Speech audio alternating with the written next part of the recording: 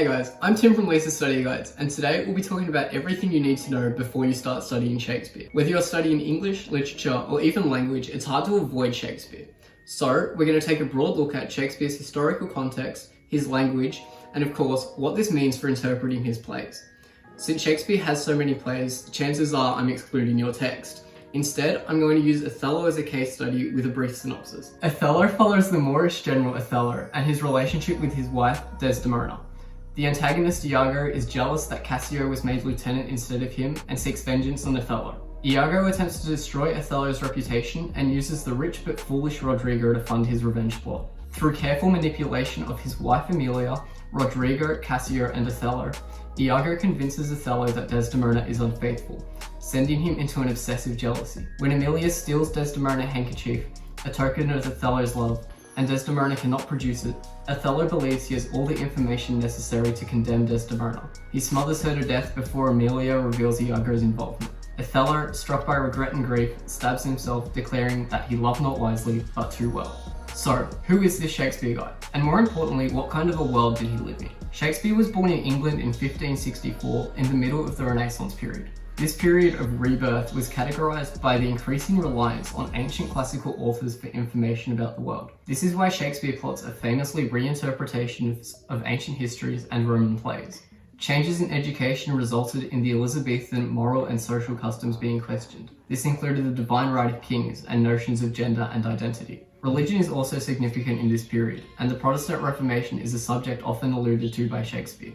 It is necessary to contextualize Shakespeare within the Renaissance period because, as you will see, themes, words, and references that make very little sense to us were common knowledge in Shakespeare's time, and understanding them boosts our appreciation of his work. For example, one could argue in an essay that Othello's actions are heavily informed by Elizabethan ideas of masculinity and what it is to be a man, because the role of the man was above the women in their lives. Whether it was their wives, sisters, or daughters, Othello's jealousy and murder of Desdemona could be considered Othello re-establishing control as a man, viewing Desdemona's disloyalty as slight to his masculinity. Now that we understand when Shakespeare was writing, let's look at how. Starting as broadly as possible, Shakespeare's difficult-to-read language is actually early modern English, and so many use Shakespeare used are either lost or unused in modern English. Any good copy of Shakespeare will have definitions of these words in the margin or on the opposite page. Moving in closer, we have two types of plays, tragedy and comedy. Comedy is tonally more lighthearted and has an apparently happy ending. These are plays like Twelfth Night, Much Ado About Nothing, or As You Like It, among others. Despite being made to entertain, they are rarely unsophisticated, and the genre may mask something more sinister. For example, the character of Malvolio in Twelfth Night is entertaining and presented as self-obsessed, but could be used as an example of Shakespeare critiquing masculinity in Elizabethan society. Tragedies, however, cannot be defined by their tone. They are defined by a tragic hero who has a fatal flaw or hamartia that results in their downfall. This may be Othello's jealousy, Macbeth's ambition, or Brutus's naivete in Julius Caesar. These traits all cause the tragic hero's demise, as the hamartia leads them to make bad decisions or fail to address the real evil. Tragedies will usually end in the unnecessary loss of lives and an unhappy ending for all involved. Most of Shakespeare's plays fit into tragedy, including most of those based on historical figures. An analysis considering the conventions of tragedy, like hamartia and tragic heroes, is a great way to stand out when discussing Shakespeare. And so when interpreting a tragedy, you should consider what about it is tragic. For example, is Othello a tragedy because Iago is able to manipulate Othello, or is Othello's jealousy and mistrust ever present? Either of these options reveals Othello to be a tragedy. However, they both say different things about the characters and plot. If Iago manipulates Othello, the tragedy is because a fundamentally good person is corrupted. However, if Othello was always mistrusting, the play becomes tragic as the audience must watch an unloving marriage slowly dissolve and end in death. Next, we have the two ways Shakespeare formats his dialogue. Students will often focus on what the characters say without considering how it is said. Knowing the difference between verse and prose and how they are used is an easy way to stand out in an essay. Verse is essentially poetry, where one line follows another. It can rhyme, but often doesn't. What Shakespeare verse will always do, however, is follow the iambic pentameter. This is a line of poetry with 10 syllables where every second syllable is stressed. This creates a kind of bounce or flow like a heartbeat. The easiest way to recognize this is just to count the syllables in each line.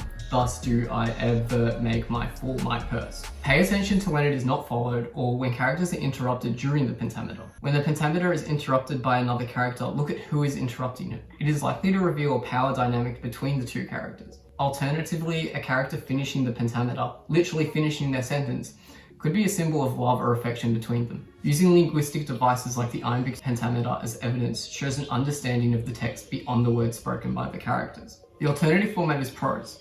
It's used quite sparingly, so look out for it. It's the way we speak normally in conversation or how a normal novel is written. You can tell a character is speaking in prose because it's usually just a big chunk of text. Shakespeare's prose can reveal different things, so it depends on the context and the character using it. In Act 1, Scene 3 of Othello, Iago speaks to Rodrigo in prose and then transitions to verse once Rodrigo leaves. This displays Iago's ability to code switch and manipulate those around him just with words. Prose is considered more simplistic, so in order to control Rodrigo, who is presented as quite dumb, Iago relies on simple language, bringing himself down to Rodrigo's level. This is directly contrasted with Iago's use of the complex verse form, which he uses at all other times. We've now covered Shakespeare's historical context, his play styles, and his dialogue. But what should we look for when reading Shakespeare that allows us to use this information in a text response or closed passage analysis? I've already given some examples of how Shakespeare's language is relevant to his themes, but I'm going to give a rough guide of what themes are common in Shakespeare's plays and how they are shown in the language. Fate versus free will is a theme that can lead to a long discussion and gives you the opportunity to express your own opinion. Are the characters acting with free will or is some other force impacting their fate? This isn't really in Othello, so let's look quickly at Macbeth. If we consider fate versus free will with the characteristics of a tragedy in mind, then the tragic hero must act freely, even though his fatal flaw will lead to his demise. However, the inclusion of the witches in Macbeth subverts the tragic structure and implies Macbeth is being toyed with. Even though Macbeth believes he is in control, his fate is made. So is it a coincidence that his decisions fulfill his fate, or was the witch's prophecy real? Another major theme is appearance versus reality. The different uses of verse and prose are a good way to show when characters are genuine or performing for others. I've already mentioned how Iago code switches by using prose to speak to Rodrigo, appearing simple and laid back. But his revelatory soliloquy in verse displays his true nature, both in the content of his speech and the way it is presented. Finally, Shakespeare's depiction of order and disorder. In Othello, disorder could be represented by Iago, destabilizing the lives of those around him through his use of rhetoric and manipulation. Order is then returned when Iago is revealed and Othello takes his life, recognizing himself as tragically misused. Analyzing the theme of order and disorder would support the interpretation that Othello is a good man controlled and abused by disorder and manipulation. So, hopefully this very brief introduction helps you get into Shakespeare. Even if I didn't cover your text, the use of tragic heroes, prose, verse, and iambic pentameter are all things evident in both Shakespeare plays, so you just really have to make it relevant to your text. And remember, in order to read Shakespeare, one must first read Shakespeare. It may take several readings or viewings to grasp what is happening in the play, and only then can you really start to analyze it in the way I have today. Feel free to put any questions in the comments and check out the other resources offered by Lisa's study guides in the description. See you guys!